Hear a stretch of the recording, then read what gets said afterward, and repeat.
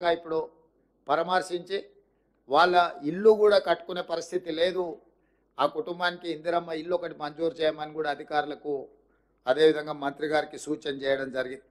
ఇక్కడ 3 తండాలు మర్పెడ మండలానికి సంబంధించి 3 తండాలు ఎప్పుడు అధిక వర్షం వచ్చినా దాని ప్రభావానికి లోనవుతున్నాయి. కాబట్టి కలెక్టర్ గారికి నేను ఆదేశాలు ఇస్తున్నా, ఆ 3 తండాలను సురక్షితమైన ప్రాంతానికి తరలించి ఒక కాలనీని తయారు చేసి ఒకే దగ్గర వాళ్ళందరికీ ఇండ్ల పట్టాలు ఇవ్వడమే కాకుండా వాళ్ళందరికీ ఇందిరమ్మ ఇండ్లు ఇచ్చి ఒక మంచి కాలనీని ఒక ఆదర్శ కాలనీగా తీర్చిదిద్ది వాళ్ళకి అన్ని మౌలిక వసతులు ఏర్పాటు చేసే విధంగా ప్రతిపాదనలు తీసుకొని వచ్చి ఈ జిల్లా మంత్రులు ఇన్ఛార్జ్ మంత్రి గారి ద్వారా ప్రభుత్వం అనుమతి తీసుకొని తక్షణమే ఆ పనులను చేపట్టాల్సిందిగా నేను సూచన చేస్తున్నా.